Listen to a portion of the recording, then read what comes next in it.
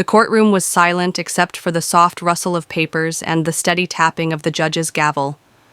Judge Harrison was known for his strict demeanor, his no-nonsense attitude, and his ability to maintain absolute control over every case that passed through his courtroom.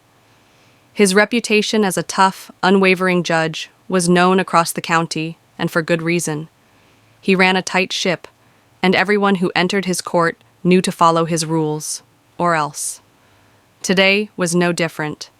The case at hand was a difficult one, involving a young woman charged with theft. Her lawyer had been presenting a strong defense, but Judge Harrison wasn't easily swayed. His eyes were sharp as he listened, his mind already calculating the right sentence. Just as the attorney wrapped up, a small voice cut through the air, startling everyone in the room. "I'm hungry," came the voice, loud enough to echo through the otherwise tense silence of the courtroom. The sound of it was so out of place, so unexpected, that it took a moment for anyone to react. Judge Harrison's gaze immediately snapped to the source of the disruption. At first he thought it was one of the attorneys or someone in the gallery, but then he saw her, a little girl, no older than 7, sitting quietly in the front row, clutching her stuffed bear. The courtroom seemed to hold its breath. The lawyers froze, the defendant's mother looked mortified, and even the bailiff seemed unsure of what to do. But it was Judge Harrison's reaction that had everyone on edge. He stared at the girl, his stern face unchanging. "What did you say?" he asked, his voice low and commanding. The little girl, her wide eyes full of innocence, repeated herself more quietly this time. "I'm hungry, sir." The entire room seemed to collectively exhale, as if the weight of the moment had caught everyone off guard. The judge looked back at the defense table, his expression still unyielding. "Are you bringing children into my courtroom now?" he asked, a hint of annoyance creeping into his voice. The little girl's mother, sitting next to her, quickly leaned down and whispered to her, trying to hush her. But it was too late. The interruption had already happened. Judge Harrison's eyes softened for a moment, the steely resolve beginning to break as he observed the child. But the silence hung in the air like a thick fog, the tension palpable. I'm sorry, Your Honor," the mother stammered, visibly embarrassed. She hasn't had lunch yet. She's just a little tired." The judge looked down at his desk for a moment, a soft sigh escaping his lips. He cleared his throat before speaking again, but this time his tone was gentler, almost as if he was trying to hold on to his composure in front of the room. "I see," he said. "Well, I would suggest you take her outside and get her something to eat. We'll resume the proceedings once she's settled down." But the mother's voice faltered as she reached to take her daughter's hand. "I'm afraid I don't have anything to give her.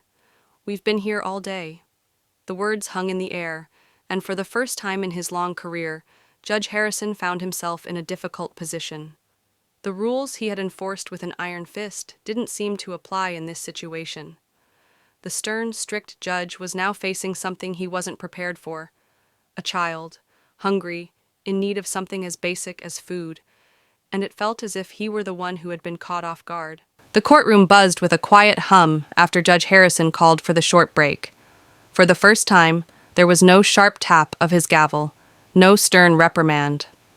Instead, he watched as the courtroom came to life, a mixture of uncertainty and confusion in the air. Lawyers and spectators exchanged glances, unsure of how to react. The young girl, sitting with her mother, was now calm, her eyes brightening as she clutched her stuffed bear in her arms. Judge Harrison leaned back in his chair, his fingers drumming lightly on the wooden surface of his desk. The image of the little girl's innocent face, her simple request, echoed in his mind. He couldn't remember the last time he had felt so off balance. The rules of the courtroom had always been clear, strict, unemotional, unyielding. But now, for the first time in his career, he was facing something far more human than any legal argument. His eyes flicked to the clock. 15 minutes. That was how long the break would be. It was a short time, but in the midst of this turmoil, it felt like a lifetime. The bailiff approached him, her face uncertain. "Your Honor, should we call for someone to bring in food for the child?" Judge Harrison looked up at her, his face betraying no emotion, yet his mind was in turmoil. "Yes, please. Have something simple delivered for her. Nothing fancy, just something that will help." The bailiff nodded and turned to leave, but as she walked past the defense table, she paused and exchanged a brief word with the mother of the little girl. The woman, clearly embarrassed by the situation, had been trying to comfort her daughter, but the weight of the moment was still heavy in the air. Judge Harrison sat in silence, trying to regain his focus, but his mind kept drifting back to the courtroom's usual rhythm. In the past, he had made it a point never to show weakness or any emotional vulnerability. The law was black and white. Justice was served through the rule of law, not sentiment. But now, with this innocent interruption, everything seemed to blur. How could he simply return to the case at hand, as though nothing had happened? Could he continue to wield authority the way he always had after this moment of vulnerability? The break gave him time to think, but it also left him feeling uncertain. He had built his career on command and control, but today he felt like he was losing his grip on both. The more he reflected, the more he realized that this wasn't just about a child interrupting a serious legal proceeding. This was about him confronting the reality of the human condition, the need for compassion, understanding, and connection. It was something he had long kept at arm's length.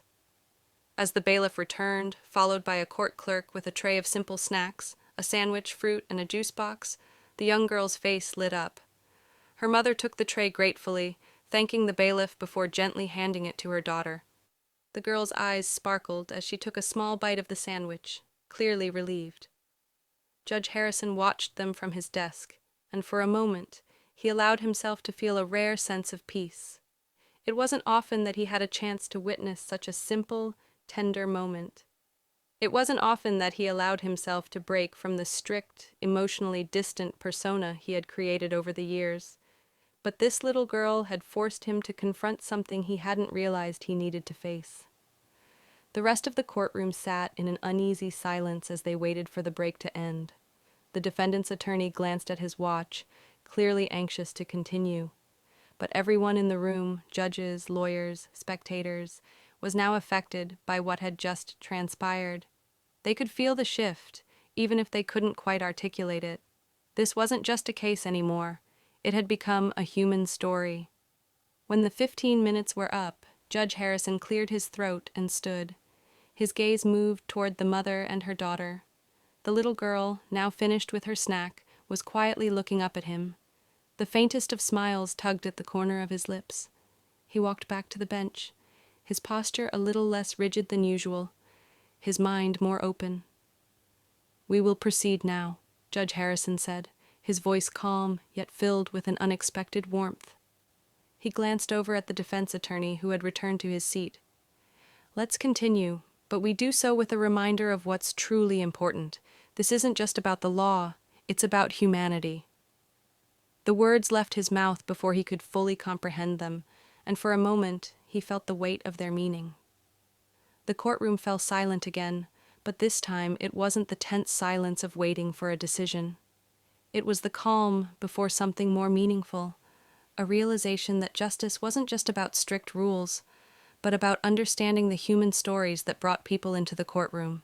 The tension in the courtroom was gone, replaced by an unspoken understanding. Judge Harrison took his seat again, his gavel resting in front of him. He could feel the weight of the moment, the shift in the room, the change in himself. It wasn't about the case anymore. It was about humanity.